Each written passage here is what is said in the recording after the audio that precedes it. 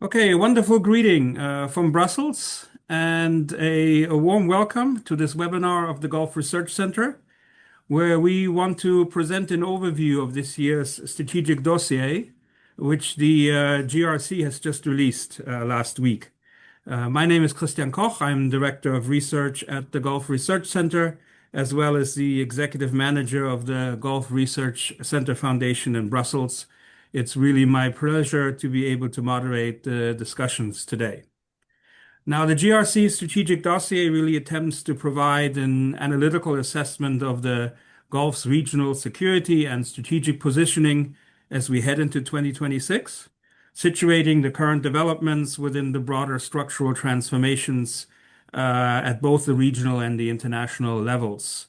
In the report, we examine the challenges facing the GCC in managing cohesion and divergence, the implications of multipolarity for Gulf engagement, and the evolving dynamics of the key relationships with the United States, the European Union, China, East Asia, and Africa. Thus also highlighting how external partnerships are being recalibrated amid the fragmentation that one sees in global governance. In parallel, the dossier analyzes the Gulf's evolving economic and strategic landscape in the period of global disorder, changing role of oil, natural gas, sovereign capital as instruments of economic and political influence, alongside emerging strategic sectors such as energy transition technologies and critical minerals. Environmental security and sustainability is another subject, trying to balance long-term development objectives with climate-related risks.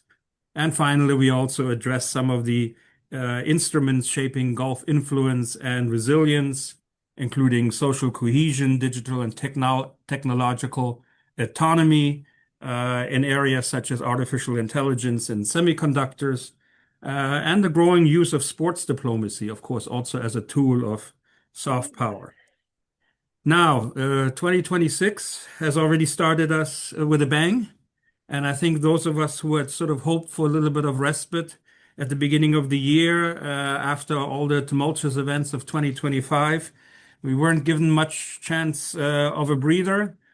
We see the removal of President Nicolas Maduro from power in Venezuela by the United States, certainly a signal that the US is pursuing more forceful and interventionist policy from this point onward, at least initially in the Western Hemisphere, as was clearly outlined in the US National Security Strategy that was released at the end of 2025. Now, President Trump has already issued warnings to Colombia, Mexico, Cuba, and has also, of course, underlined his intention to take over Greenland. So that could be a signal of the administration's ambitions might even go further than with the use of the US military. And here, I think the announcement also of a 50% increase in the US defense budget could be another indicator. But of course, developments in 2026 have not only been limited to the Trump administration. In the Gulf, we see the outbreak of the widespread protests in Iran that have led to questions about whether the government of the Islamic Republic will be able to maintain control of the situation, or are we seeing something of a different quality emerging? Among the GCC states, the dispute between the UAE and Saudi Arabia is grabbing headlines, questions whether those tensions could still escalate. And here we are, and it's not even the middle of January yet.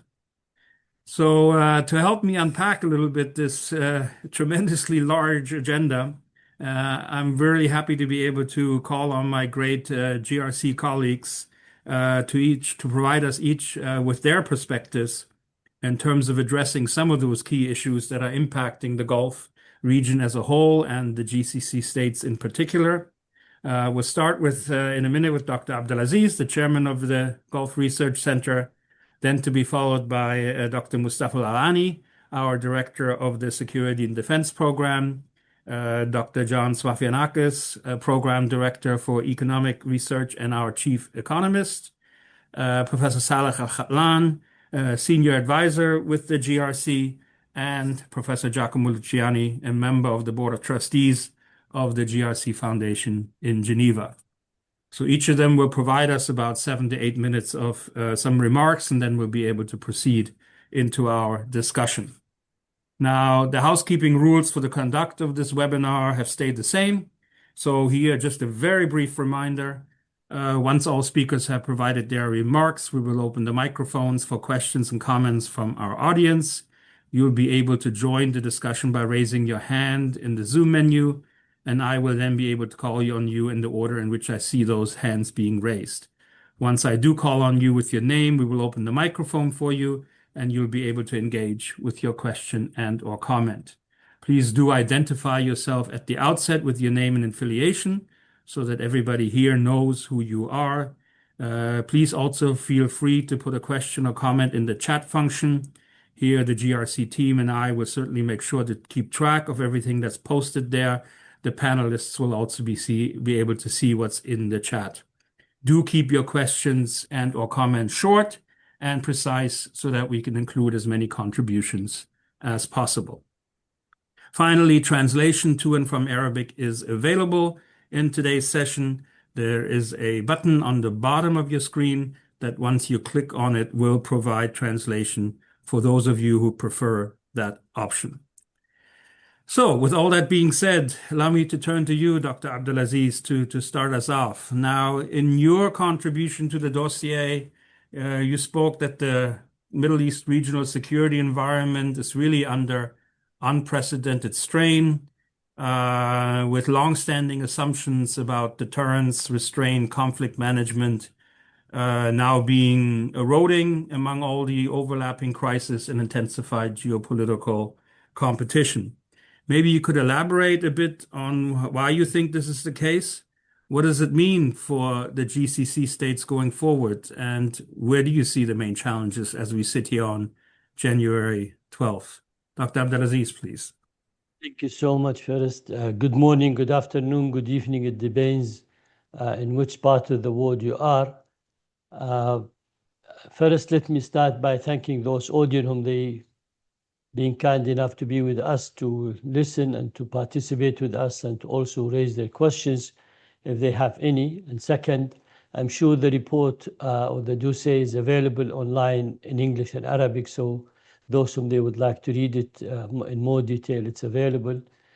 And most important, I would like to thank all my colleagues at the Gulf Research Center for their contribution, for their commitment, for their continuous commitment, also in delivering what we are set for to deliver on the beginning of the year. So, but unfortunately, since we published the report on 2nd of January, I think a lot have happened in those 10 days. And I think, by a lot of those what have happened, maybe I need to modify a little bit my what I'm going to talk about it. But let me start by saying, yes, the regional security, it's under massive pressure and escalation. The reason why, because first, when we end up 2025, the real equation of having US as a main guarantor and Israel was not a threat to the region is no longer there. And that have happened because of the Israeli decision to attack Qatar, that have raised a big question on the Gulf region. We thought by them having a strong alliances with the US and by them, knowing what is the relation and the partnership between the Gulf countries and the United States being a member, being a guarantor, although there is nothing written as far as that guarantor, but traditionally they have been the main security guarantor in the region. We have never expected the attack that will come from Israel attacking a Gulf country. And since that have happened, of course, there was a big question why the Israeli expansionism of deterrent and also attacking on the region continue. We understand the Gaza situation. Unfortunately, we have lived with it since October 7th. We realize Syria, yes, Lebanon, there's a reason, the Iran, the 12 days, although we never endorse it and we never support it, and we think that that was a an invasion of a sovereign country. But to go back to the main point, Israel is member of the CENTCOM, and if they are member of the CENTCOM, the US cannot claim that they have not seen it and they are not aware of it. So that really raised the big question of how reliable, is the US as a guarantor in the region. Although the region enjoy a very special relation to the US, the visit to the Crown Prince in November was an outstanding, a very special visit. But still, it did not deliver all expected things by Saudi Arabia, whether in terms of supplying the necessary weapon system that the Saudi were interested in to defend themselves, or reaching out and a proper framework security agreement. So saying that, today, if I look at, on the current situation, definitely I will say Iran is a big an important issue today. But by looking at Iran, yes, there is a temptation, there is a media discussion about the attack on Iran, but I think the main key question is, are we is those countries whom they wanted to do the military attack against Iran, do they have a real answer and solution? If the regime, be removed. It's very sensitive. We are in support of having a strong central government that, can deal with the various issues. Iran is a neighborhood country for 14 countries, and the consequences and what can happen could be out of clear imagination. But still, I think what we need to do is we need to make sure that there are some sort of understanding, because that can if it's a chaos situation, that can lead to migration, can lead to domestic uprise to a larger extent, loss of government control, threat to the neighboring countries, many issues, oil issues. So it's a big concern here for us in the region. So the first concern was, is Israel going to stick to the rules of engagement with the US, and are they going to represent a threat to the region? Second, are we going to see Iran regime collapse, and the consequences of that one? Is the US and the Israel again, they're going to do an attack on that one? On the Saudi side, of course, Saudi will continue to be the same position, that there will be no normalization with Israel without really having a two-state solution. We did endorse the President Trump plan, but at the same time, the main reason for that we want to see the war stop, and we wanted to see a normal, delivery of humanitarian aid. Look at when you see the situation and the weather in Gaza and how people out of the tent and what's happening to them. It's a devastating situation, and the rest of the world cannot continuously remain quiet without doing what they have to do. And again, if the US are going to impose pressure on Israel to stop or no, that's another issue for us, which is a big concern. Yemen, of course, it's an important issue, and for Saudi Arabia, Yemen is a national security issue, but at the same time, you cannot resolve the problem on Yemen and decide about the future of Yemen without full consensus in the region. And I'm sure, that's something we're going to see. Do we have a clarity today from the Yemeni people themselves? Do they want to have a unified Yemen with 6 regional governance? Do they want to have a 2 Yemen, North and South, as they used to be prior to May 1990? Are we going to have more than 3 countries in the south and 4 countries in the north, and division of different one, and how that will have an impact? I mean, still, all the effort today is going in endorsing the unity of Yemen, bringing them together, trying to resolve the problem. But at the same time, still, I think there are many challenges that they will be faced on the situation. Looking at Syria, I think the main objective in Syria remained the same, that nobody would wish to see a heavy involvement of Iran or the return of Iran to Syria. But at the same time, we have seen it, how Iran withdrew from Syria and did not provide anything for the previous government. Still, I think the no return of Iran is a big issue. The supply line as a corridor for Syria to a resistant group like Hezbollah, that's also need to be controlled and stopped and remain the objective and the clear objective. Third, the unity of the country, a good relation to the neighborhood, and also going through a real institutional. We don't want to see. We need to see law and order in Syria. Fighting terrorism also is important, and it's unfortunate what's happening nowadays also in Syria, despite of all the big effort. But I think I will conclude in that, in Syria a little bit later. Sudan today, still, it's a big issue. Yes, we see the American involvement there, but how far that American involvement is going to bring stability and security to Sudan, and what need to be done. Also, if I look at still, I will say Turkey. They are trying to expand their role in the region. As long as it is a peaceful and positive engagement, there will be no problem. But if it's going to move toward a negative engagement, I think it will be of concern, there. So if I put it all together and say in 2026, what are my key concerns and how do I want to see that one? I think we wanted to see more positive U.S. engagement and not just leaving it as it is without having real constructive and positive engagement in making sure that security and stability is there, including the putting the pressure on the Israelis, stopping the mass killing, respecting border of the countries, and so looking at the situation also in Iraq. I think also it's an extremely concern for us.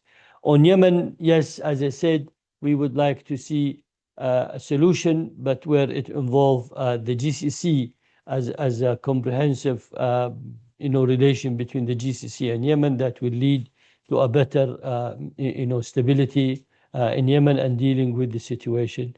The Iranian influence remains unacceptable. It was never acceptable in the region, but remains unacceptable, whether it's in Iraq or in Yemen or in Lebanon, because also in the Lebanese situation, the region here is fully endorsing the Lebanese government and also are endorsing the surrendering of the military weapon to the Lebanese government. How that is going to take place, what is going to take, how complicated. We do not wish to see an Israeli attack also in the Lebanese, but I think we wanted to see more positive response from the people. Again, Syria, the allies have been supported, by the Iranian. The Kurd has been supported by the American, and also the Druze are supported by the Israeli. We do not wish to see a fragmented Syria because that will be, quite difficult. So if I put it in a nutshell, we still live in a very high escalation in the region, taking it all the way from Yemen to Red Sea to Sudan to Libya, even although it's not in the mandate that we're covering, but also we had a chapter on Libya that deals with the issue there and the situation. Looking also at the Iraq and Iran, and whatever development will take place in Iran, I think it will have also a major impact. That's the overall picture, but I think I remain concerned about how political situation will develop in the region and what's the outcome of all this sort of escalation. Saudi and the rest of the Gulf country are not in the endorsement or support of any escalation. They wanted to see peace, stability, security. This is why also their advice to Iran was to try to de-escalate and try to reach amicable solution. Hopefully somebody will listen to that advice. But let's hope for the best, and let's hope for the safety and the security of the people and the region. Thank you, Chris. Thank you very much, Dr. Abdulaziz. It's a very volatile period, of course. You've highlighted also already many pertinent issues here. Of course, U.S. Uncertainty about a U.S. role. The reliability, I think, is one of the biggest factors. And I mean, that's just the Eurasia Group, if I remember completely, identified the role of the U.S. as the number one security issue to be confronted in 2026, given the impact that the U.S. role has throughout. I mean, Yeah, it's one of certainly the a bottom issue for the Europeans in terms of yeah, transatlantic ties. one of the challenges we have is the unpredictability in Washington Right. and the unreliability of the Iranian side here, and how that will take place also. So it's Right. it's Exactly. It links a then to serious challenge. directly Yes.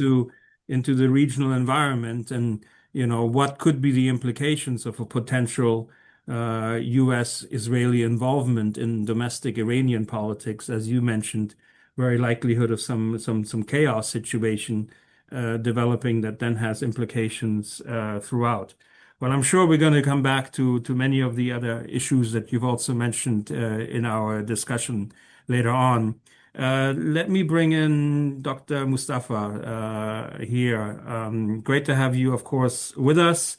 Now, in your chapter for the dossier, you specifically focused on this empowerment, unprecedented empowerment of militias to be able to sort of possess military capabilities exceeding those of even some of the world's armies. Where do you see some of those developments going in 2026? Are they still going to play a role in Middle Eastern politics? And where do you see some of the other issues on the security and defense front? Mustafa. Yes, good afternoon. Yes, actually, my focus was on my prediction is that we are witnessing the disintegration of the non-state armed player, the militia. This group play a major role in the regional politics for the past 30, 40 years. They either control the state or they control the decision in the state. Like we look at Yemen, where they control the state. We look at Iraq and Lebanon, where they control the strategic decision in the state. I think now we're witnessing a new chapter where this group power start to disintegrate, and possibly they're going to disappear, as we witnessed at one stage where we have the Palestinian armed group, 20 of them were controlling the development in the region, and they disappeared. Then we witnessed the Al-Qaeda, Daesh, and influence in the region, and then disappeared. I think now we're witnessing possibly the disintegration of the non-state player, the militia group. And this have a number of reasons. First, this group, even they are in power or they're controlling the power, they lost credibility. All their promises of achievement and political achievement and internal achievement is all proof is untrue. Fighting Israel is never been, it was their objective, it's never worked. So they lost a lot of credibility. They are a group of thieves and the financial benefit, and they are basically want to control the state for their benefit or for the influence of outside party. So they lost credibility. The second factor is definitely the weakness of Iran now. Iran now fighting for the survival of the regime. And I believe it is a matter of time. If the problem is in Iran now, this is what happened It's different from 3 or 4 times you have civil disobedience and all the revolt, internal revolt.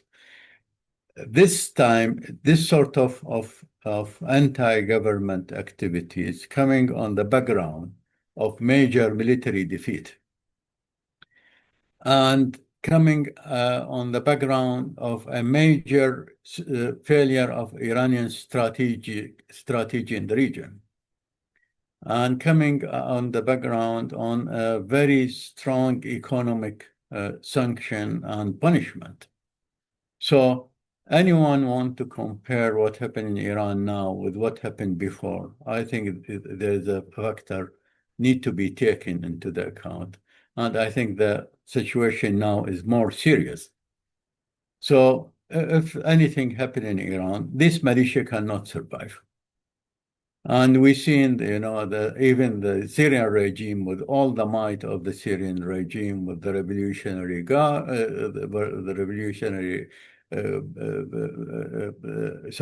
the Republican Guard, and this and that, they collapsed when the Russian and the Iranian pulled their support.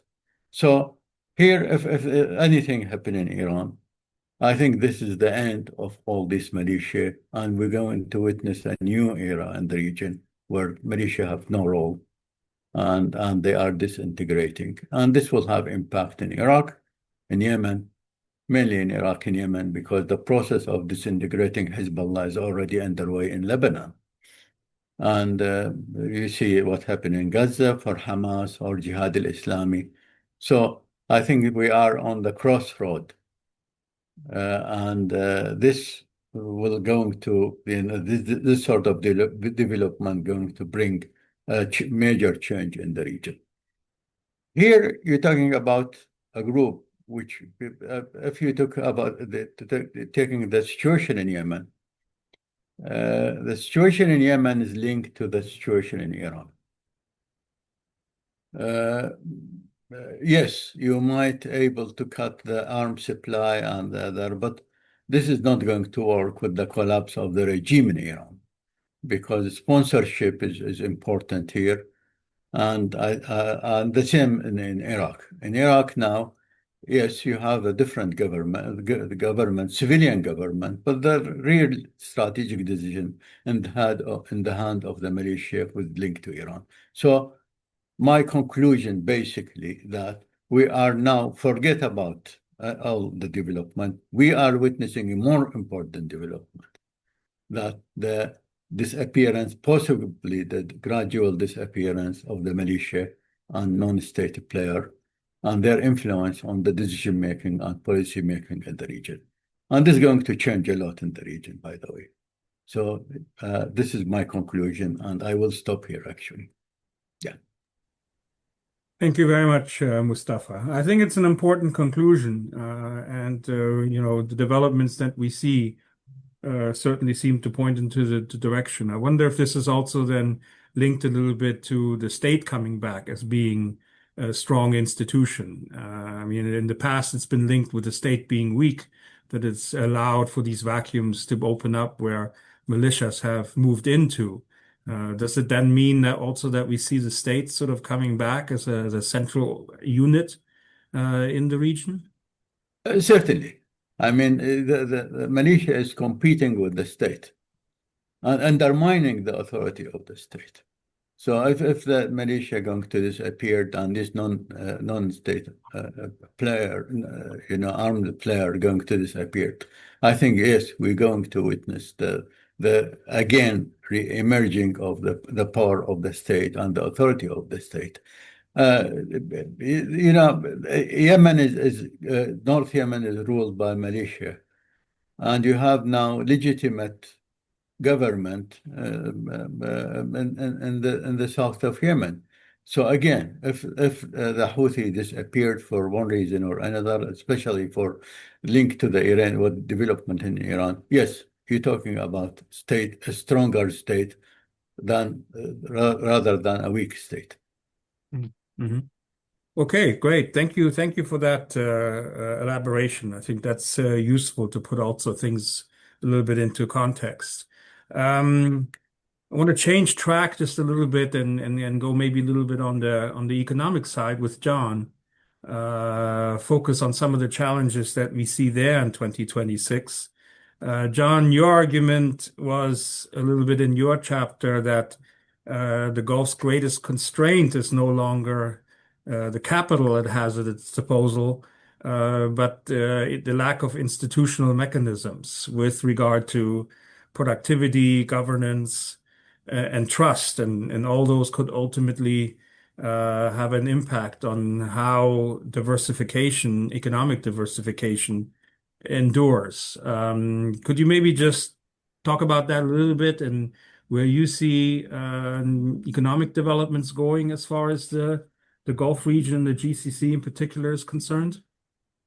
Sure, sure. Thank you. And I want to put it in the wider context of what was discussed earlier, and also what is happening since the beginning of this year, given all the interesting. But as I agree with my previous colleagues, the biggest prediction that I have to make, there are two predictions. The biggest prediction is primarily that we are going to be in 2026 in a very unpredictable stage, in a global stage, be it whether the president and the presidency in the US is going to decide to attack Iran, whether there will be a continuation of the aggressiveness that we see in Europe or other places in Latin America, as you expanded in your opening remarks. The second issue is that as we see in the global stage, this great Cold War happening between the US and China, I think we're going to continue to see the Cold War happening between the two powers in the Middle East that vie for this control of regional states and the crisis in these regional states. And if I am to go through some of the countries, and then I will get back to your question that Dr. Abdulaziz explained on the political side, I would say that all of these countries are facing with a zombie economic crisis, be it in Iran, which is facing a currency crisis, an inflation crisis, an unemployment crisis. At the core, the Iranian state regime has not been able to produce economic output. And if you go to Yemen, Yemen's economy is in a zombie state, Syria trying to recover, but 212% inflation or thereabouts is a challenge. Sudan, Iraq still have massive economic problems, if not to use your own words, governance issues in the case of Iraq, and so forth. And just for the sake of explaining how it is in terms of numbers, you look at average weighted inflation in terms of GDP for all these countries I mentioned. Average weighted inflation is 61%, and average unemployment is at around 40%. So how can there ever be growth in some of these states and stability without economic progress? So going back to the original issue in the Gulf, because some of us today, and I do believe that the GCC very much gets impacted by global events, but also by what's happening in the region, the wider region of the Middle East. I think history offers both caution and comfort. I think that very much so the Gulf has reinvented itself before, but now the challenge is how to continue to create wealth, how to continue to produce the transformation that was once presented as imminent and obvious and progressive. And in 10 years or 15 years from now, we will go from A to Z and everything will be great. I think these outcomes are less obvious and they're much more dependent on what I think many countries, including Saudi Arabia and its leadership, believe that you need to have stability to have economic progress and output. However, the challenges remain. The challenges remain this year, given that oil is at nearly 60. And if we are to believe the pundits, oil will go below 60 because there is an oversupply. and that creates issues in terms of fiscal discipline, capital discipline, the capacity to absorb uncertainty on the fiscal side. That creates more volatility. So I would say that for the remainder of the year, if we are to be seeing all these excitements, the region will have to measure itself against the issue of more debt being issued, more projects to be reconsidered and reprioritized, but also the perpetual issue of creating institutions which create the necessary discipline in order to move forward. This is not to also say that enough has not been created. I think enough has been created, but it's not enough in terms of the transformation that is aspired for many of these countries, including Saudi Arabia, which sits at the core of the Middle East in terms of its economy and centrality and size. But of course, here the Gulf states have to fight with time, because if there is instability and regime change in Iran, which I personally expect it will happen in 2026, then the time is ticking against the terms of impact that this will have for the rest of the Gulf countries, because in many ways, these transitions do not go without hurting neighbors and hurting the wider region in terms of FDI presentation, but also the ability to attract income from outside, the ability not to have spillover effects both on the economy and the politics. I think that is something that we need to account for. And as we have been touting that the region is replete with stability, now all of a sudden, if I just listen to the first two presenters and colleagues of mine, then I will conclude that the Middle East continues to be an uncertain keg of instability, dry powder that has instances of usable powder. And if anything, investors should be running away. I think in many respects, the region and the Gulf has a tall order to keep on fighting for those dollars that come in and for those dollars that find stability.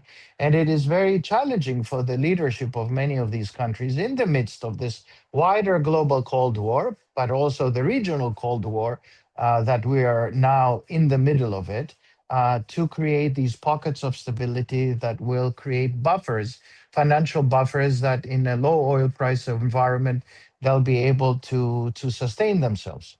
The two last things that I do believe, or three, where the region needs to keep on pushing is exactly what you highlighted, Christian, which is one, education. Education needs to be more transformative, and they need to keep on pushing the envelope. It's not just enough to send 50 students to great universities, but it's the middle gap that remains in the countries of these Gulf states that need to keep pushing the transformative stage. So education is very important. Human capital has made a lot of strides, but more needs to be done, along with the forgotten issue of productivity. Productivity is what makes a country improve over time, and that is the missing link, and that is very important, as well as institutional capacity and the ability to create these growth pockets over time. Thank you very much. Thank you, John. Again, very complex set of issues that are facing the region. Trying to protect a little bit this being islands of stability in a very volatile sea all around. But again, as what we saw, especially in 2025, that some of those developments now are starting to impact the Gulf much more directly, as we saw in the attack by the Israelis on Qatar. And that, of course, then has an economic impact because, as you mentioned, sort of this ability to attract investment or even ability to attract foreign direct investment coming in. Under those kinds of conditions, it's not that easy anymore. And the other factor I think that stood out a little bit in what you mentioned is, again, you've got a lot of transitions going on now in the region all around, and you might have another one happening in Iran at some point. But these transitions tend to be long-term, messy, and quite expensive. And that seems to me to put another sort of drain also on Gulf economies. So, yeah, as you correctly mentioned, a bunch of different challenges there to balance. But I might come back to you in the discussion to focus a little bit on, also what can GCC states do to help with the economic situation of some of the other countries around? And is there something realistic that can be considered on that front? But that's for the discussion to follow. Saleh, I want to come to you. You'll be speaking in Arabic, so just want to alert everybody in this webinar that at the bottom of your screen you have something called More with 3 dots in a circle. You can click on that button and then you will see the link to the interpretation into English. So please now, whoever needs the translation, to please make use of it. In your chapter, Saleh, you mentioned also that for one, the strategic environment of the Gulf states in 2026 cannot really be understood in isolation to the developments of 2025. But you argue that one of the most prominent challenges that GCC states face is in the coming years really managing the divergences among them. You also state that you see that there's been somewhat of an erosion in the mechanisms for managing disagreements within the GCC. Could you maybe go into that a little bit, and what would be your recommendations, maybe suggestions of how this kind of erosion could be stopped, reversed, improved on? Saleh? طيب، شكرا كريستيان، ومساء الخير عليكم جميعا على المشاركين معنا في الويبينار. كما ذكر الزملاء كريس، دول مجلس التعاون تواجه جملة من التحديات، تحديات داخلية وكان اقتصادية أو غيرها، وتحديات إقليمية ودولية في علاقاتها الدولية. الفصل اللي كتبته أنا أعتقد التحدي الأبرز اللي يواجه دول مجلس التعاون هو إدارة التباينات تجاه القضايا الإقليمية. هذه التباينات تتطلب من المجلس كمنظمة أن تبحث عن آلية توفق بين المصالح المشتركة والمواقف كذلك المشتركة وبين السياسات الوطنية.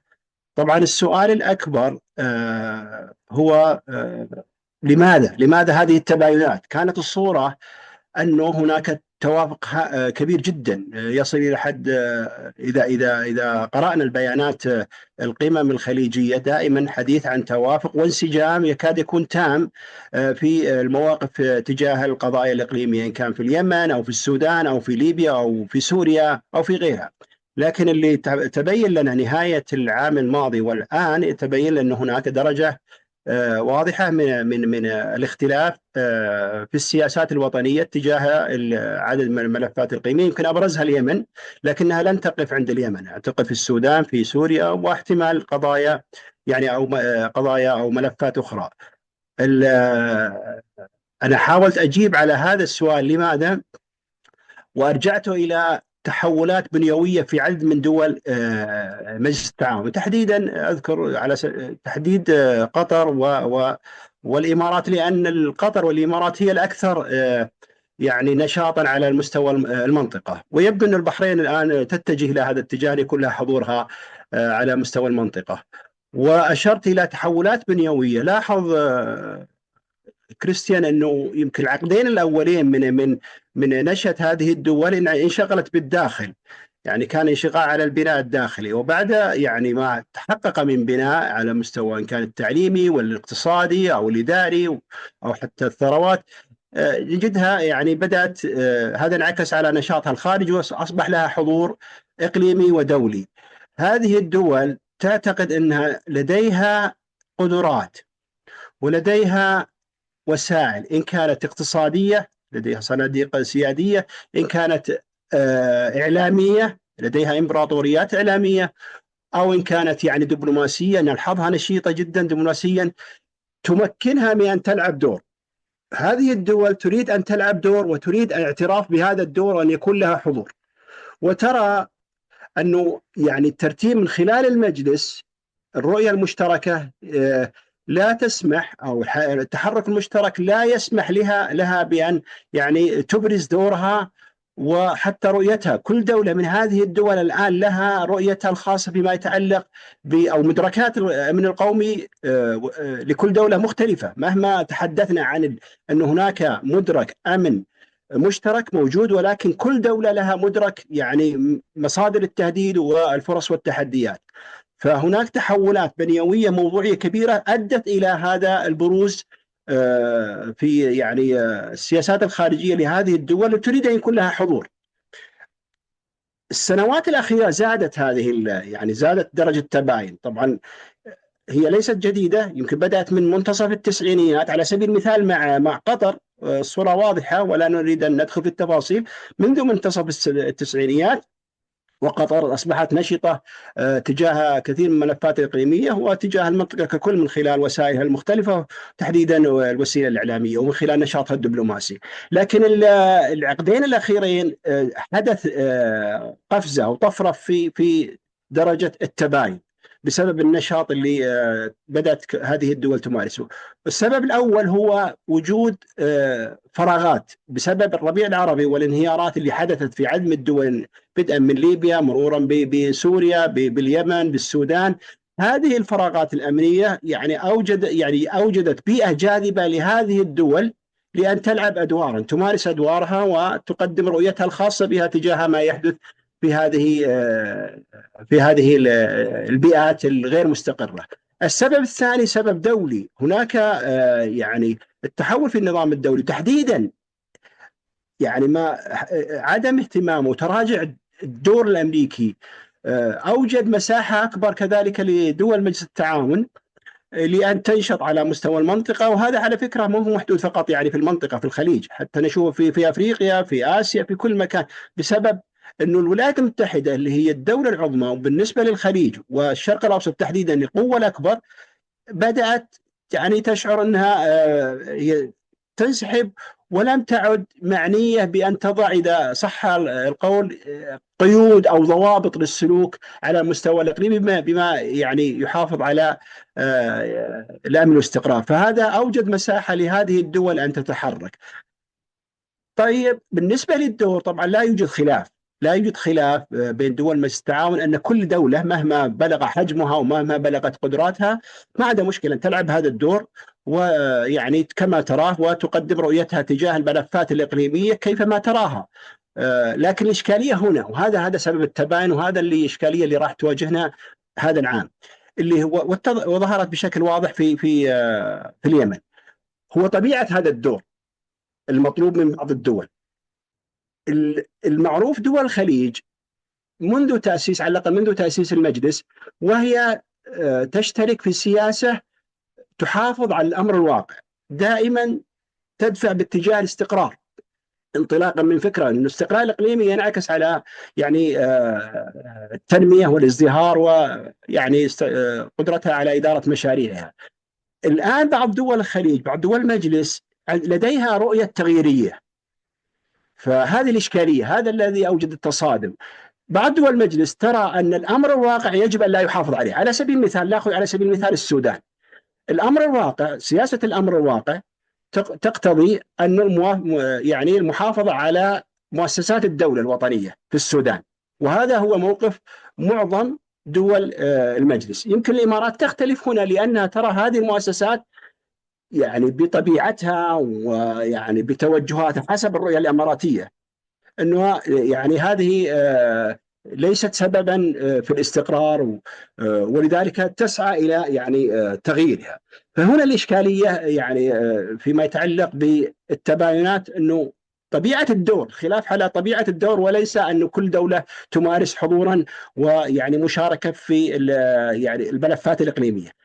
طيب الآن الإجابة على سؤالك كريستيان فيما يتعلق يعني معالجة هذه الإشكالية. لو لاحظت في هذه الأزمة الراهنة في اليمن وكذلك الأزمة السابقة في 2017 مجلس التعاون الأمانة العامة لم يكن لها أي حضور على الإطلاق. الأمانة العامة ليس لها حضور، يعني استمرت أزمة مجلس التعاون 3 سنوات 4 سنوات تقريبا الأولى، والآن حتى هذه الأزمة لا يوجد أي صوت من الأمانة العامة من مجلس التعاون.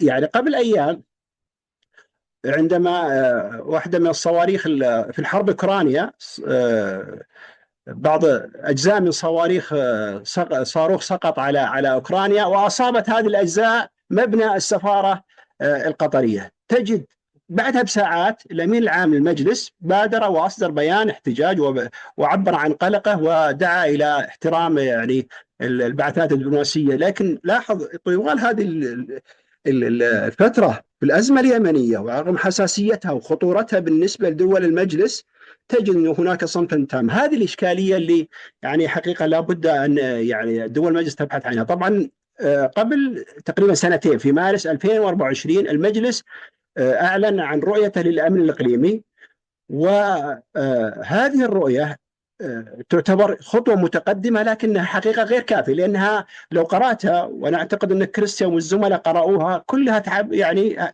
مبادئ عامة عن أهداف مشتركة، عن ما في يعني تفتقد لأي آليات. وأتذكر تحدثنا عن هذه الرؤية وناقشناها في عقدها مجلس مركز الخليج للأبحاث في الكويت قبل عام، وناقشنا هذه الإشكالية أن هذه رؤية مجرد رؤية حديث عام ومبادئ عامة تفتقد للآليات.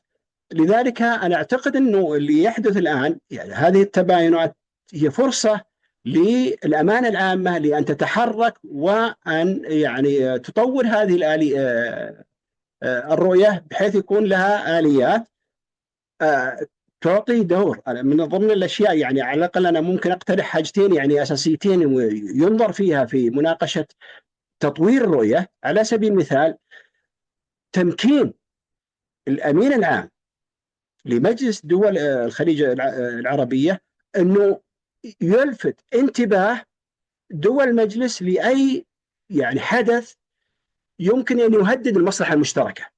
لابد أن يكون يعني الأمانة العامة ممثلة في الأمين العام لابد أن يكون له دور. فعلى الأقل يشار إلى هذا أنه الأمين العام عندما يرى هناك حدثا أو تطورا إقليميا أو دوليا ممكن يهدد المصلحة المشتركة للدول الخليج الست، أنه له الحق لأن يعني يلفت انتباه الدول لهذا الخطر ويدعو إلى يعني اتخاذ الإجراءات اللازمة. النقطة الثانية وسأتوقف اللي هي يعني يكون هناك توافق حول تجنيب الإعلام.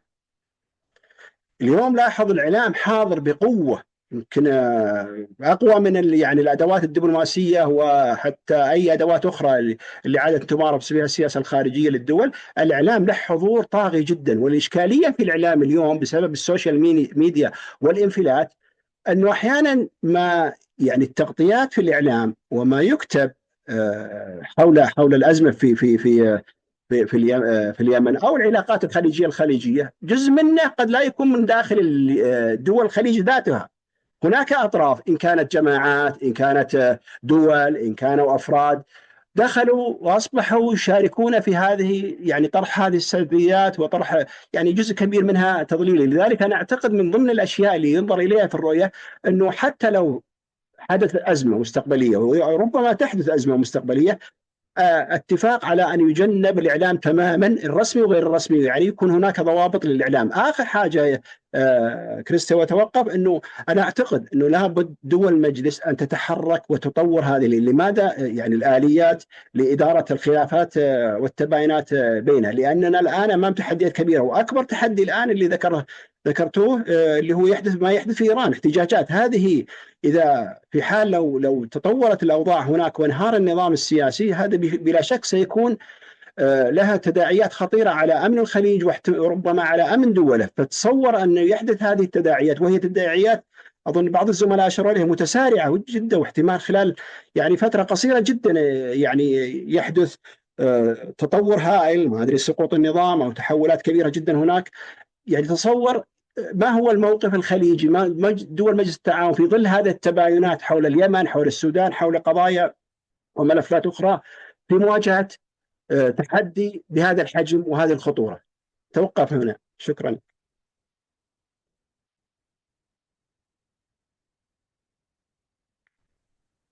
Great. Thank you, Saleh, a lot for that sort of elaboration also on the issue. I mean, your argument of larger structural changes being at the root, leading to, again, countries looking at how to respond to the volatility and the fluidity in the international system, and the best way to respond. Is it to sort of continue to back the status quo and secure stability, or is there a need to really adapt quickly and change? As you mentioned, that some GCC states have taken one route, whereas others are still in the former sense of the status quo. But I think it also links a little bit into what John has already argued for, more emphasis on the institutional mechanisms and therefore some effort at least to look at, to use a situation as we've seen recently to reflect on what kind of institutional reforms might be needed so that the GCC as a whole institutionally becomes more effective in managing some of the internal crises that also then impact the role of the organization as a whole.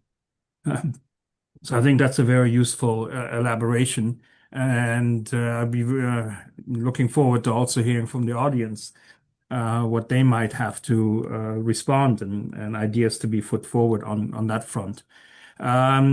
Just a quick reminder to our audience, you will be able to come in with your comments and questions following our last speaker, Professor Luciani. So please, I see already one question being posted in the chat. I think there are a couple more now coming along.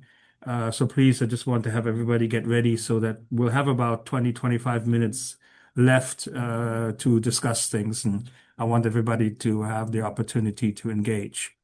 But before we do so, I will turn to Giacomo. It's great to have you here as well.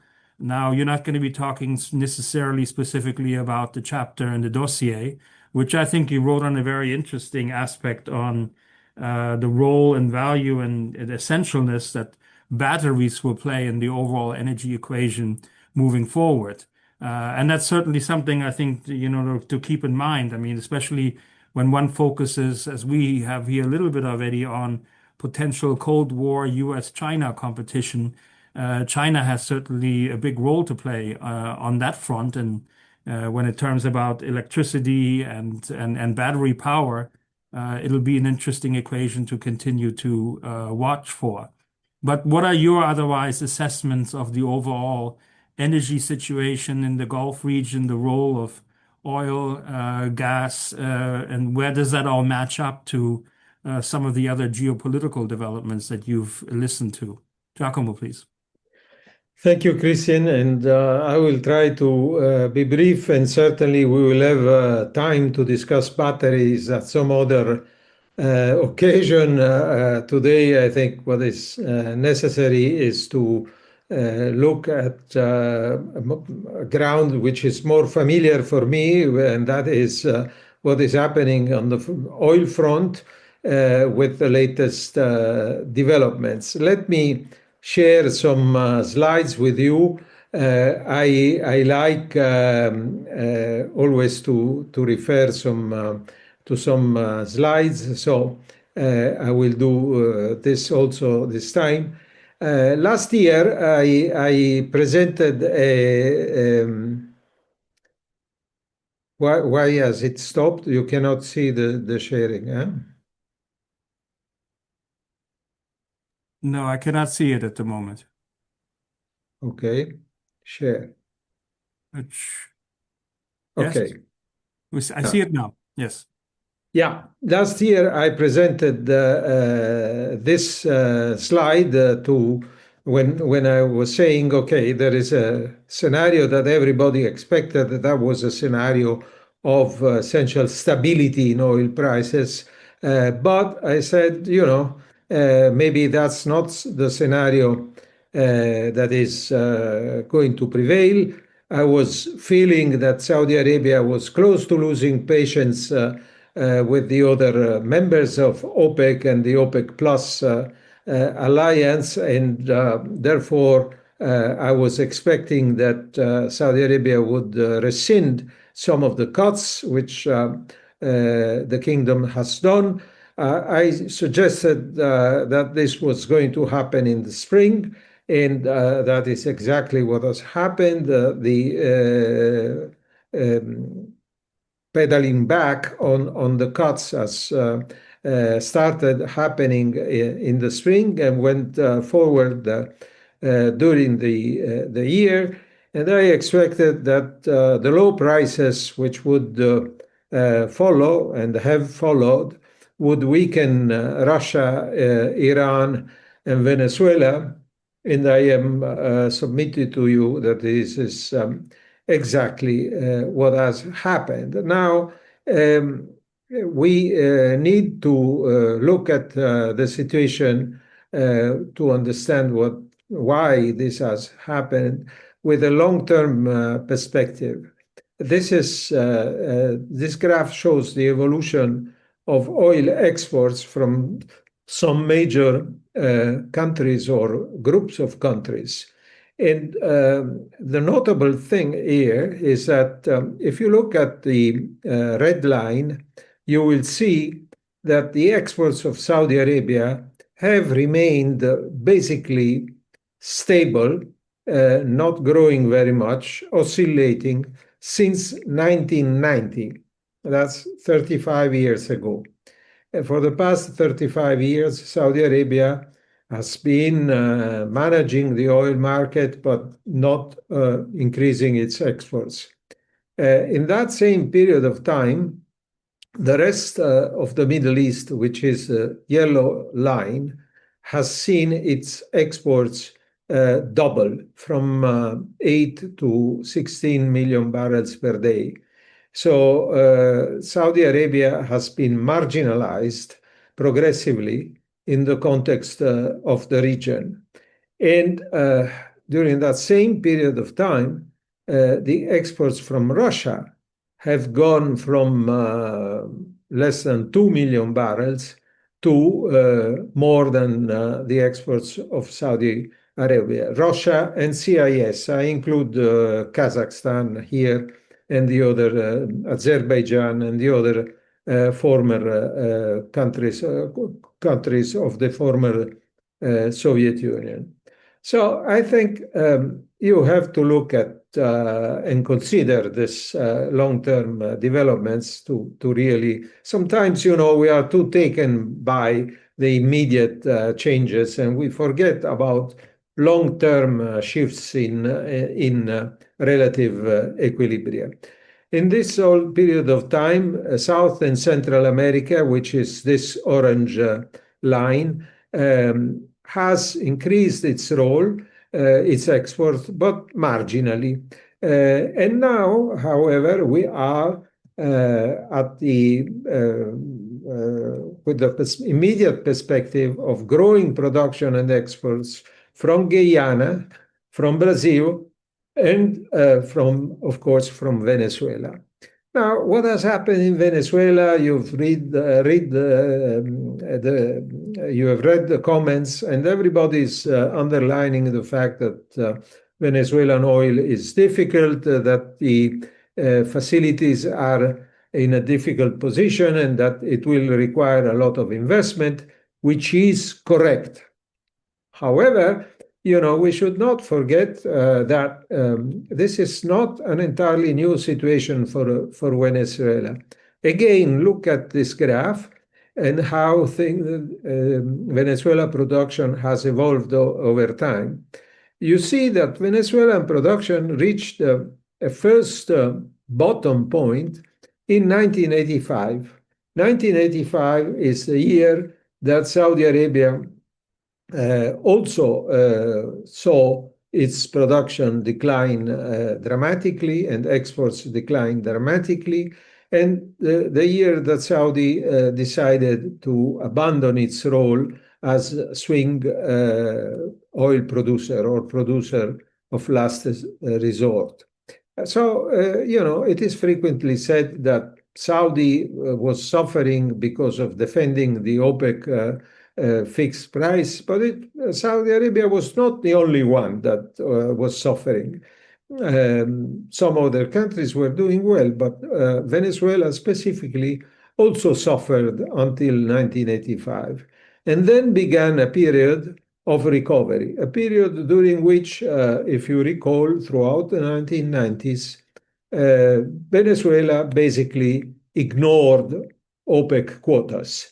It did not exit OPEC, it remained a member of OPEC, but basically decided that they are not going to listen to what the OPEC conference was deciding.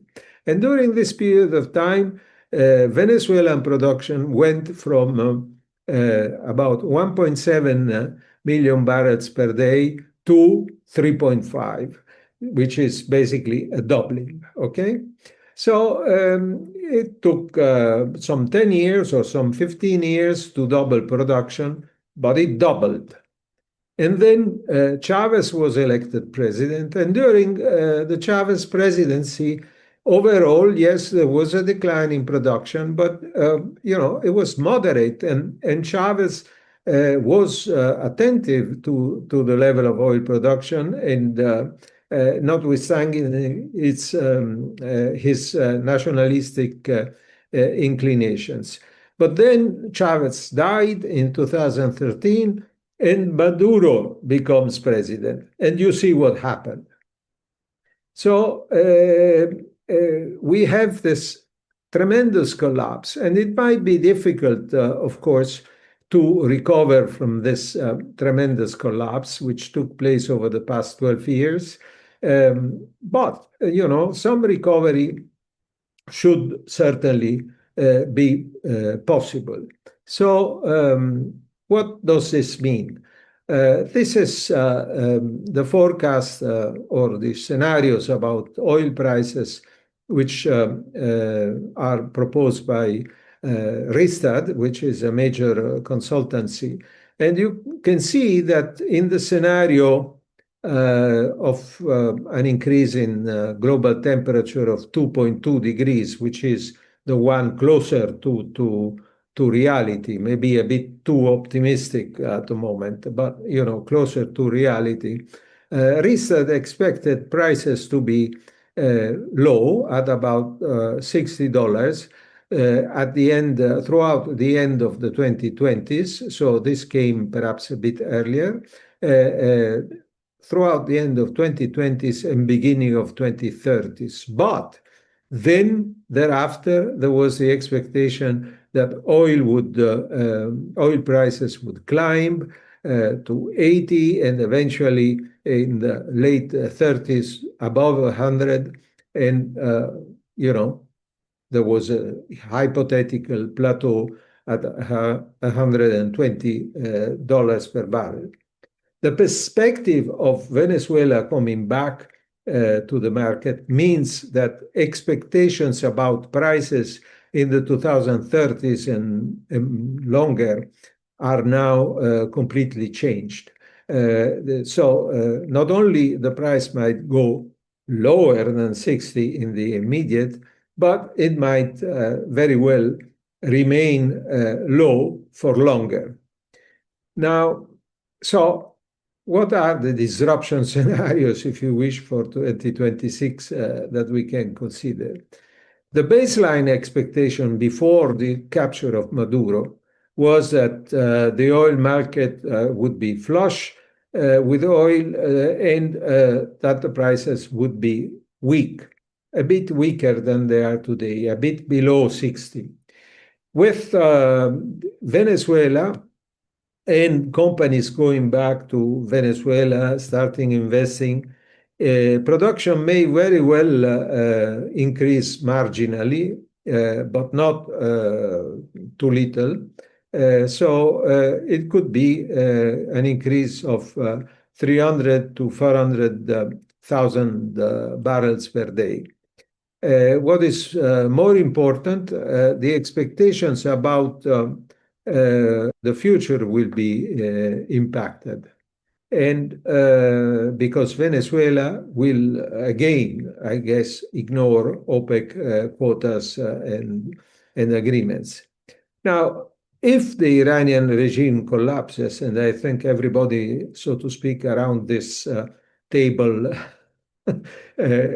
expects that to happen in the coming months or weeks, there might be an increase in Iranian production and exports as well, thanks to the lifting of sanctions. I think Iran is capable of increasing its production, and there will be a further impact on expectations about prices to the down south. So I would not be surprised if by the end of the year or even earlier, Trump will achieve his target on prices, which is to bring them down to $50 per barrel. Of course, this is not positive for the American producers. It's not very enticing for the major oil companies that are expected to invest in Venezuela.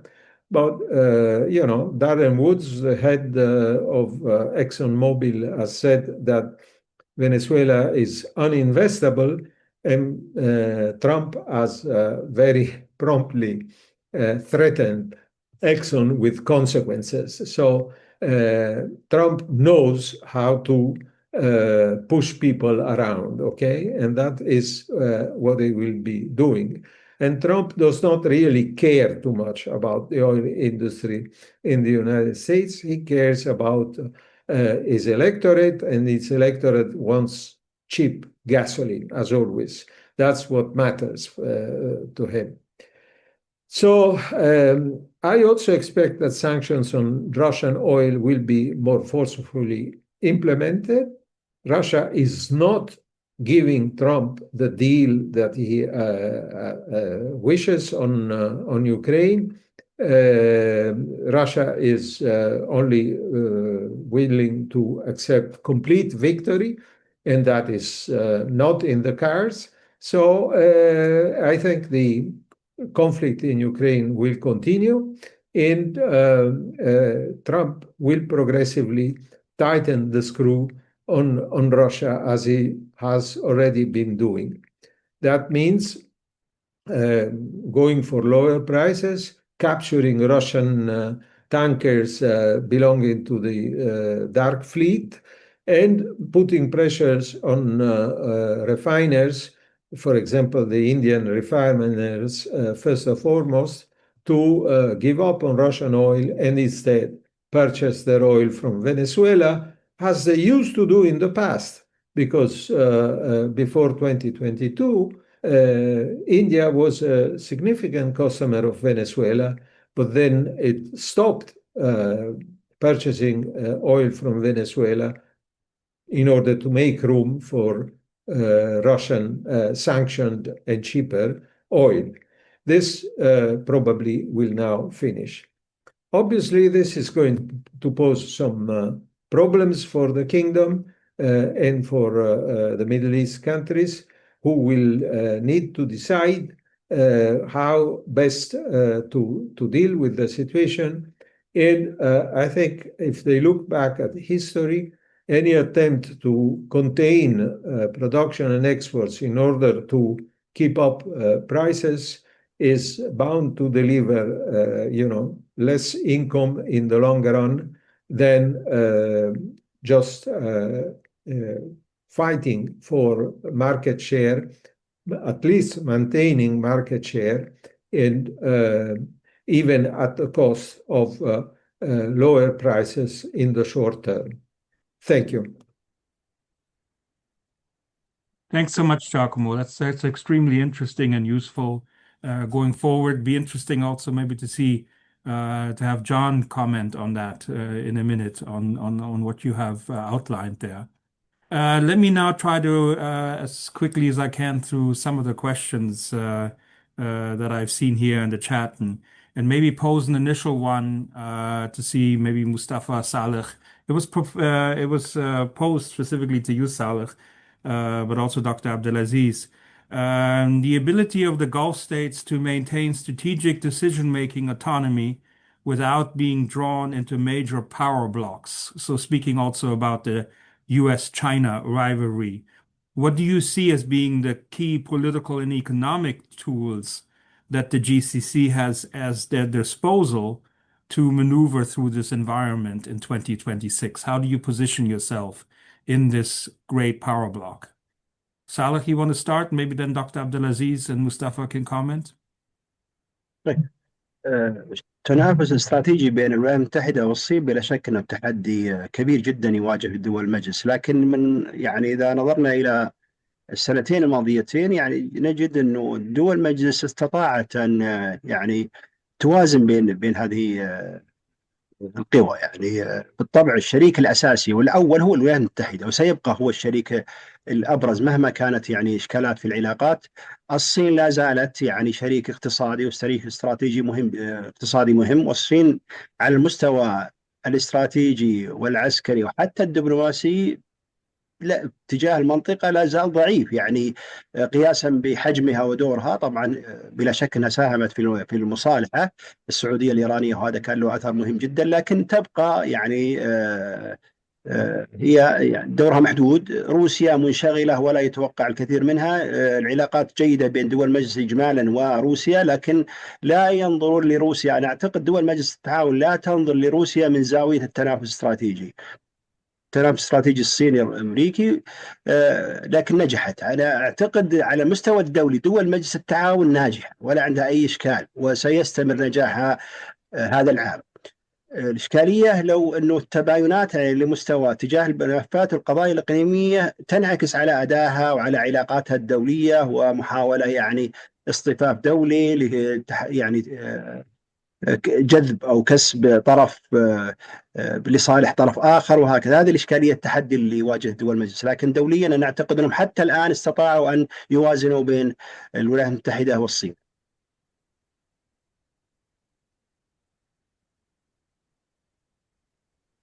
Okay, great for that. Dr. Abdulaziz, did you want to come in briefly on this topic? I think Professor Saleh, he did describe it quite well. Yes, China today is the largest trading partner with the Gulf countries and with Saudi Arabia in particular. They get about 40% of their oil import coming out of the Strait of Hormuz from the Gulf countries. But at the same time, it has not moved to a real military or security strategic relation, although there is a temptation of getting equipped by some of the Chinese military equipment, which is important.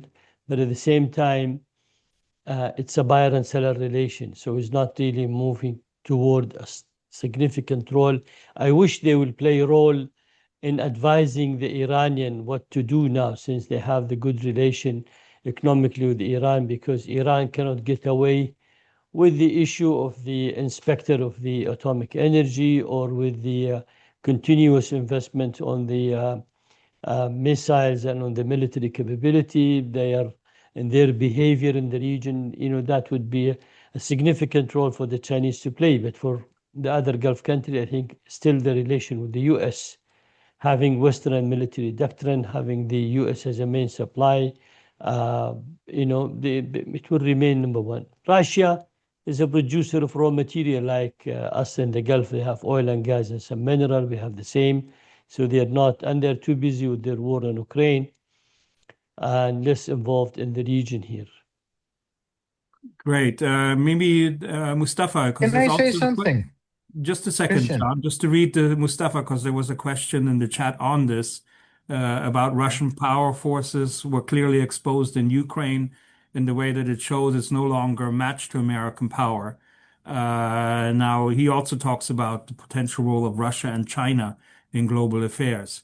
So, John, come in, and then Mustafa to briefly respond as well. John. Yeah, just very quickly on the issue about China and the US and all of that. I think that as the Gulf is trying to look into a post-oil future, which also includes AI and data centers, this is exactly the war between China and the US. And the Gulf will unavoidably have to choose between the two. We have seen that the UAE has been touting with a very cozy relationship with China, but at the same time, during President Trump's trip to the region, the UAE came far closer to the US on the usage of technology, chips, particularly NVIDIA. So I think that the Gulf will have to decide at some point. Yes, the question could be asked to the US, well, you haven't done anything with us. You don't do anything for the region. I think the US will respond quite realistically, well, we're not going to fight a war on your behalf, and we're not going to defend you because we have given this carte blanche to Israel to wreak havoc as they want. But the issue of AI is quite important. And if the Gulf decides where to go and has partially decided, and on the issue of nuclear, which is at the center of thinking of Saudi Arabia today, in addition to finally what Dr. Abdulaziz said, it's not just explicit military aid or procurement from China, also from other friends of China, Saudi Arabia is deciding to attain either directly or for its allies technology that derives from China. So the messaging is that yes, we like you, but also we're closer to others and we have alternatives. Of course, absolutely. Mustafa.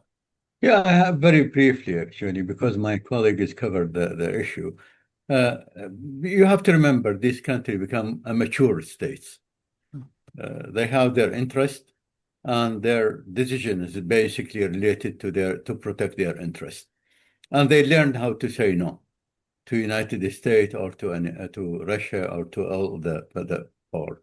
So they learn how to maneuver their position to protect their interests. So it is not the 60s, it's not the 70s. We are in a different time now.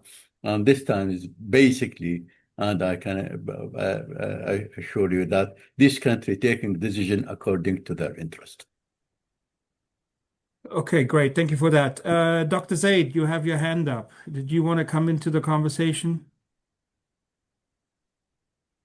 If you can hear me, we will open the microphone for you. Maybe I don't see you responding, so at the moment, maybe you can come in at some point. I'll go back to some of the other questions. One specifically posed. Dr. Zaid, نعم okay, دكتور please كريس. go ahead. هل تسمعني دكتور كريس؟ Yes, go ahead. I hear you.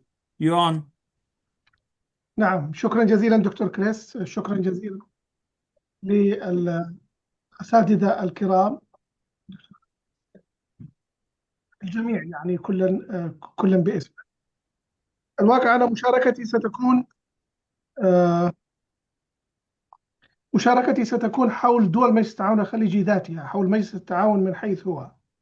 نحن نؤمن اليوم بأن مجلس التعاون هو آخر منصة أو مؤسسة أو منظمة متعددة في العالم العربي من بعد الجامعة العربية. الجامعة العربية أثبتت يعني بشكل أو بآخر عدم قدرتها على أن تعطي انطباعا حسنا خلال العقود الطويلة التي مرت منذ تأسيسها. مجلس التعاون هو المجلس الوحيد الذي بقي من ضمن المجالس التي تأسست بعد ذلك، كمجلس التعاون العربي الذي انحل، مجلس التعاون المغاربي الذي لم يعد له وجود، وبالتالي فمجلس التعاون هو المؤسسة الوحيدة. دكتور عبد العزيز بن صقر له مقولة أنه إذا كان هذا المجلس قد تأسس فيما مضى بإرادة سياسية، فاليوم أصبح موضوعه متعلق بالإرادة الشعبية وليس بالإرادة السياسية. وبالتالي نحن نحتاج اليوم إلى تعزيز عرى الاتصال والتواصل بين أبناء وقادة هذا المجلس، ليس على الإطار السياسي وحسب، وإنما حتى على الإطار الاجتماعي. هذا الأمر يمكن أن تقوم به مجلس الإدارة، الأمانة العامة لمجلس التعاون الخليجي، التي واضح كما قال الدكتور صالح لم يكن لها حضورا فاعلا في المشهد عندما حدثت الأزمة الخليجية السابقة بين بعض الدول وقطر، واليوم أيضا في موضوع اليمن ليس لها وجود. ويمكن أن يفهم ذلك بشكل أو بآخر. تحاول أن تنأى بنفسها، وربما أنها تعمل بصمت بطريقة أو بأخرى. لكن أنا أتصور أننا، وأنا أقدم مقترح لكم أنتم الرئيس والأعضاء والجميع، أنا أتصور بأننا نحتاج اليوم إلى تشكيل لجنة من داخل أبناء المجلس. هذه اللجنة نسميها لجنة حكماء إذا جاز التعبير. يمكن أن يكون لهم دور فاعل بعد ذلك في معالجة كثير من القضايا حين تحتد بين السياسيين. في الأزمة الماضية كان هناك الشيخ صباح وكان سلطان عمان، لكن ليس بالضرورة أن يكونوا حاضرين في كل مشهد، ونستطيع أن نوجد هذه اللجنة. عندنا تجربة سابقة عندما حدثت حرب بين المملكة المتوكلية اليمنية والمملكة العربية السعودية في عام 1934. الذي تقدم وحل هذه الحرب بطريقة أو بأخرى هم رجالات يمكن أن نسميهم لجنة حكماء، كان على رأسهم الحاج أمين الحسيني والأتاسي وغيرهم من الرجال. Thank you, Dr. Zaid. I think the main point has been made. Sorry to interrupt, but we have very few minutes and we still have a couple of issues to get to. But I think your comment very much links into what Professor Saleh also mentioned, and that's a point well taken, of course. I'm going to go over maybe about 5 minutes in this webinar because I think we still have a number of interesting questions to address. I'll try to go through them quickly. One thing was to Giacomo. If low prices are weakening Russia, Iran, and Venezuela, could we see indirect coordination between the West and the Gulf states to reshape the global energy system? And linked to that, will Trump's return and a more aggressive U.S. energy policy, is OPEC becoming more of a political tool than a market entity? Well, I think there may be something of this kind. I think we are moving in a direction in which trade relations are being politicized, and so we need to find ways to attach value to trade relations with friendly countries, assuming that there is a solid relationship that can be trusted. Look at what has happened with gas. Europe has ceased importing gas from Russia altogether. It is importing a considerable amount of LNG from the United States, although LNG from the United States is more expensive than gas from Russia. So we are paying a premium. However, at the moment, people are asking questions because, okay, we have traded one dependency to Russia with another dependency to the United States, and can we trust the United States? That is a question which is being asked. I personally am of the opinion that whatever Trump says, and we know that he is unpredictable, we know that he is prone to excesses in his statements. Nevertheless, the relationship between Europe and the United States is solid and will withstand the difficult times that we are experiencing with Trump, including this story of Greenland, which when you look at the details of it, is completely empty of content. The United States already can do what they want in Greenland. Thank you. Great. Thank you. Thank you. Thank you for that. Dr. Abdelaziz, a couple of questions at the very beginning, one on developments in Somalia and how this impacts the Gulf, and also the military deal that was concluded between Saudi Arabia and Pakistan. And what does that mean? Maybe just briefly some comments on those two issues. You just need to unmute, sorry.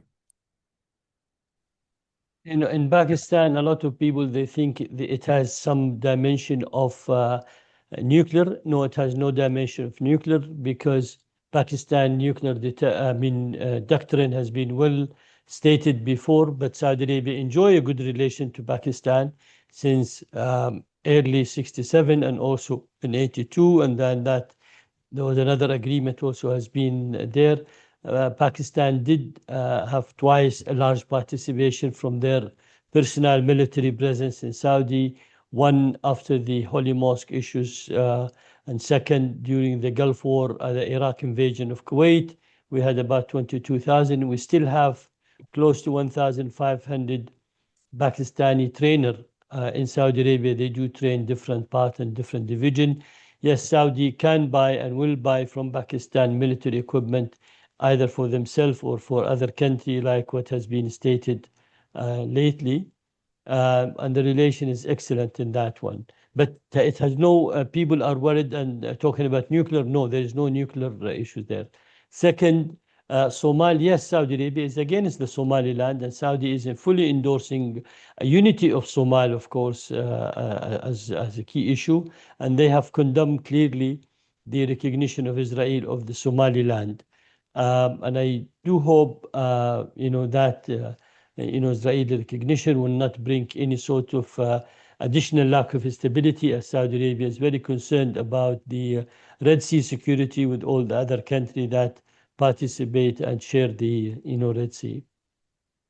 Great, thank you for that. Mustafa, a quick question here of if the United States does not curb Israeli aggression and hostile behavior towards the countries of the region, how can these countries or the Gulf countries confront this Israeli behavior? Any thoughts on that? You just need to unmute again, sorry. You just still muted. It's certainly not by military means.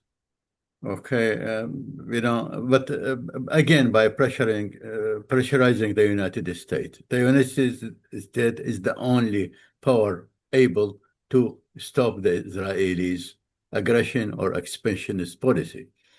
And if you took now, but we have a problem with the United States, not with Israel, because the attack on Qatar, if this attack happened with US approval, we have a problem.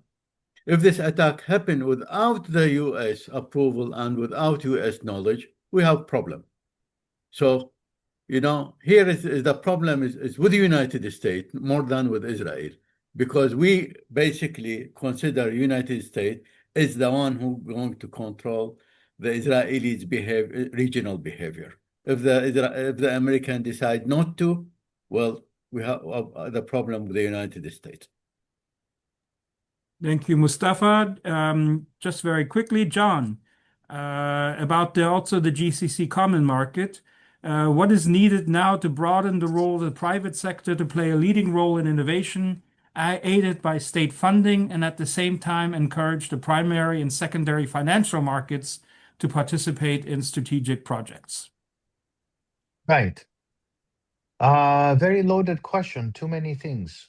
So it is correct to say that the state is leading the efforts of development in the Gulf, but and we have often criticized that effort, saying that this is state capitalism. However, the liberal economies of the West, especially of the US, has been for 60 years talking about capitalism with the private sector, and now it's doing the opposite. It's actually doing exactly what Saudi Arabia is doing. So President Trump is one of the leading state capitalists.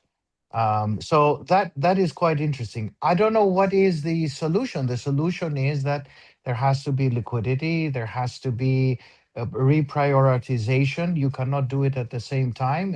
And the private sector, which is the most important employer at the end of the day, it's not the state. Over the last 8-9 years, we have seen the state being the employer. With very high wages and very low productivity. That model needs to change.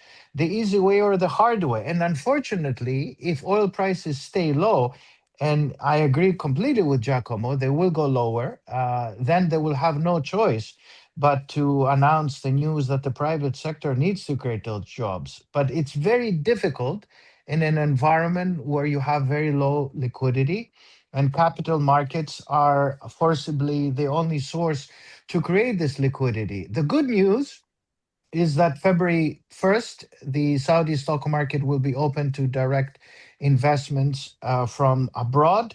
And that is, I think, basically because they realize that they have run dry the market and too many IPOs and too few people to invest internally in the domestic capital market. So it needs to show up. And that shows the resilience, but also the challenges that one faces if you have this state capitalist approach. State capitalism makes mistakes, and to prove that, you don't need to look further than China. Look at the real estate crisis and look at also the stock market challenges that they have been facing, and in terms of wealth creation and wealth destruction over the last 7 to 8 years. Thank you. Great. Thank you, John. Any other comments from one of our speakers? Salah, if you want to come in before we wrap this discussion up, please go ahead. Okay. ملاحظة عامة Christian, we have a saying in Arabic. It goes like اشتدي أزمة تنفرجي. The worse it gets, the sooner it ends. We talk about a lot of challenges facing the Gulf, and I think there's a big opportunity for the GCC, to find ways to bring, to get together and find ways to, focus on the collective interest and their collective foreign policy, and beyond, what's happening now in Yemen. I think it will come to an end. I mean, what is the situation in Yemen? It will soon, inshallah, will come to an end. Then I expect the Secretariat General to maybe to get together and work on the vision to put some mechanism. Some red lines that should not be crossed when it comes to a collective, interest. Okay, great. Yeah, always I think there's a need to also look for maybe the silver lining in some of the crisis and see where opportunities come along that you can learn proper lessons and take it forward towards maybe greater conflict resolution in the end of the day, and a better way forward. Well, listen, I'm sorry.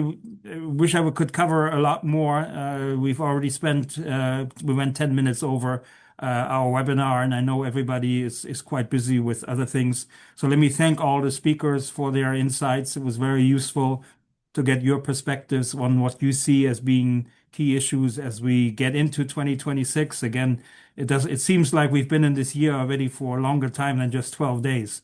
It makes it kind of worrisome to see what else we have to face as we go forward. But please do consult also the strategic dossier on our website. The full dossier, which has over 20 chapters, is there available, and I encourage everybody to download it and to look. And please keep on sending us your comments on that. I'm very helpful to always have that, and we look forward to being in a regular exchange. I do want to thank all of our GRC staff who are always working hard behind the scenes to make it all technically functional and then working well. And please do continue to follow us over the social media, Gulf Research Center on X at @Gulf_research. And of course, always keep a lookout for events of further webinars coming up. I know we'll have one in the Gulf Labor Market and Migration Program next week at the end of the week, but then there's more to come after that. So thank you again for everybody for joining, and look forward to being in touch, and best wishes.